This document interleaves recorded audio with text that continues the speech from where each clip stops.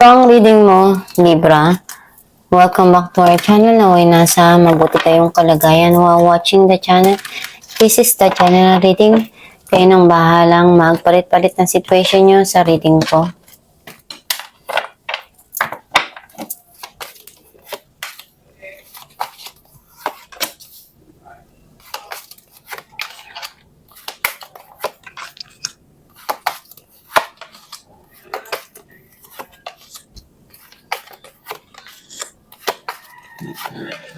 At the bottom of the deck, Six of Wands. I feel like ang nasisense ko dito na energy mo, andun yung confidence ka dun sa mga ginagawa mo, sa pangarap na gusto mong maabot, at pinagsusumikapan mo naman yun dahil andun yung passion mo eh. Masaya ka dun sa tinatahak mong landas, sa mga bagay na na-enjoy mo. Some of you, yung pamilya mo, they are supporting you. Ang mensahe ng card mo, nakita ko na something here na darating sa'yo, na ibibigay. Gustong-gusto mo to dahil matagal mo na tong pinapangarap, matagal mo nang inaasam to.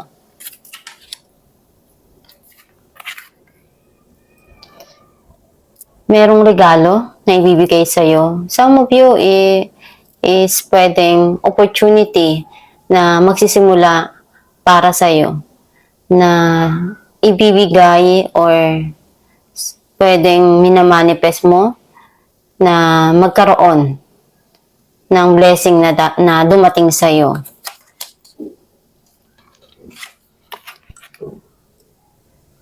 Napakaraming opportunity na dumarating ngayon.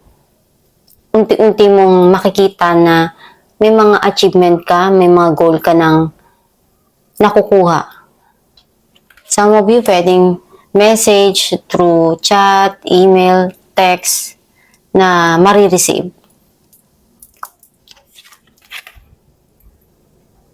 Nakikita ko na you learn a lot. Yung mga natutunan mong yan, ayan yung nagagamit mo. Dahil yung experience na yan para sa'yo mahalaga. And kung ano man yung mga lesson na nakuha mo doon, alam mong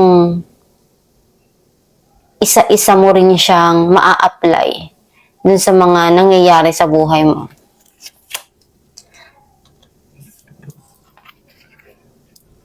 Ngayon, nagkakaroon ka na ng mga ideas, clarity, and ngayon mo naiintindihan lahat yung mga nangyari sa buhay mo. Some of you, may parating ditong communication. May celebration na darating. Nakikita ko na ini-enjoy mo. Nagsasaya ka. Andun yung pwedeng reunion. Some of you pwedeng magkakaroon ng pag-aayos dito.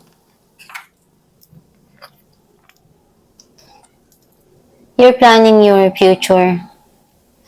Some of you pwedeng travel. May mga hinihintay ka dito na maumpisahan.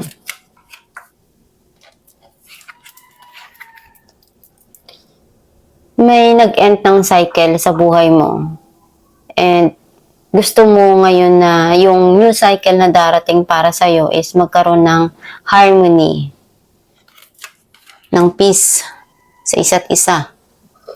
Clarify natin ang 9 of Cups, 10 of Swords, and 8 of Cups. Nakikita ko dito yung mga bagay na nagkaroon ng ending. Pero mas gusto mo na gawin na kalimutan na lang yung mga masasakit na yon. You feel betrayed by someone, kaya you want to move on.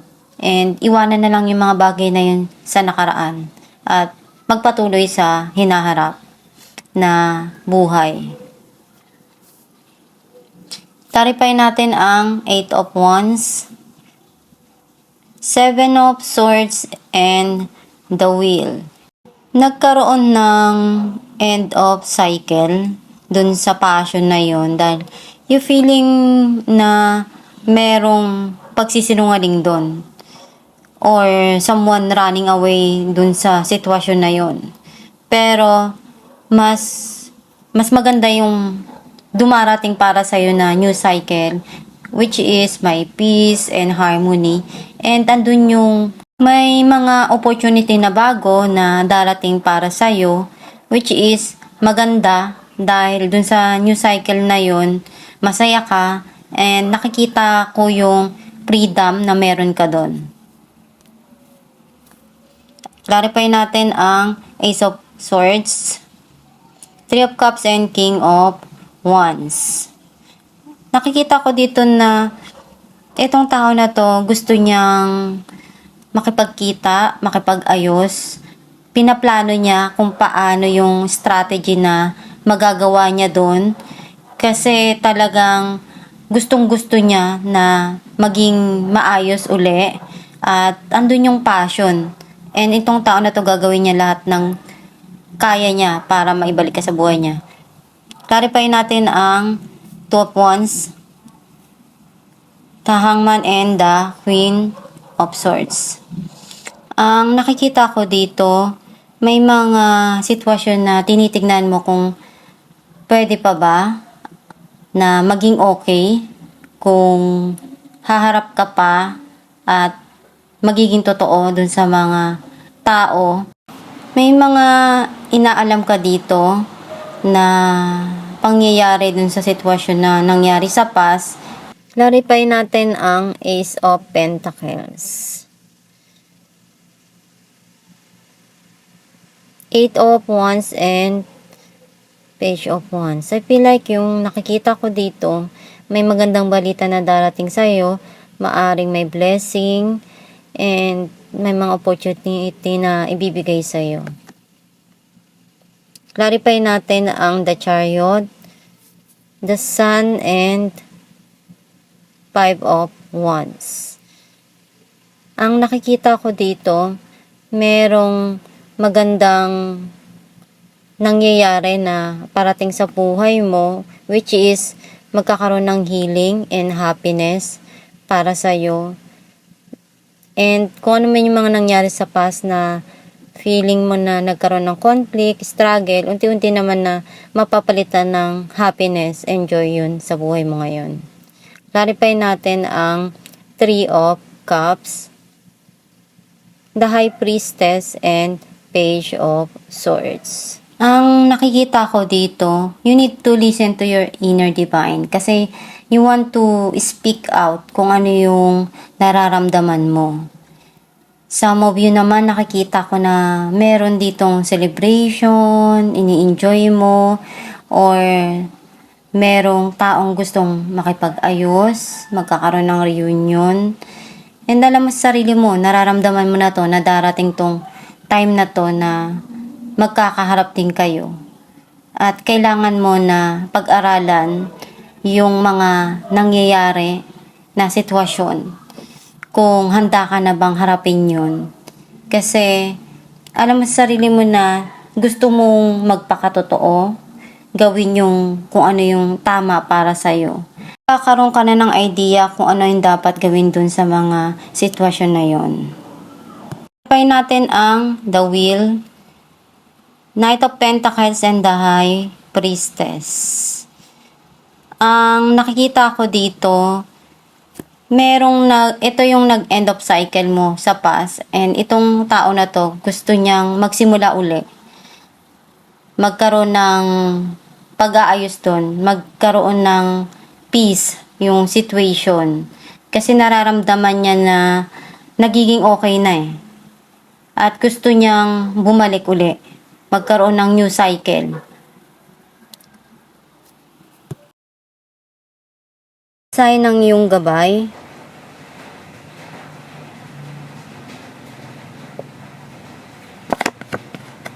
Fresh air. Your body needs refreshment from oxygenated air generated by grass, trees, plants, and flowers. Spend time outside today as near to Mother Nature's cradle as possible. Open your curtains and windows to refresh your home as well. Ang mensahe ng iyong gabay na kailangan mo rin ng sariwang hangin. Kung merong puno or garden dyan sa labas ng bahay mo, buksan ang kortina, ang bintana para makapasok yung sariwang hangin at makita mo yung kagandahan ng kalikasan. Kung wala naman, pwede rin na sa labas maglakad-lakad ka at kailangan na i-enjoy mo rin yung kalikasan, yung sariwang hangin para makatulong din sa'yo yung fresh air. Sometimes hindi natin na iisip na yung kalikasan, malaki pala yung impact niya sa health natin, sa mind natin, and nare-refresh tayo doon. Basta isipin mo lang palagi na kahit anong problema yung dumating sa buhay mo, malalagpasan at malalagpasan mo yan. Palagi ka lang magdasal at isipin mo na binigay sa'yo yung problema na yun or yung pinagdadaanan mong yun dahil may rason. May mga matututunan ka doon at kunin mo yung mga mabubuti or magandang natutunan mo doon at iwanan mo yung hindi na kailangan para dalin pa sa future mo or sa present. Basta magdasal ka lang palagi at alagaan ang sarili. Ito ang iyong reading, Libra. Kung nakaresonate ka, kindly comment down below. Thank you for watching.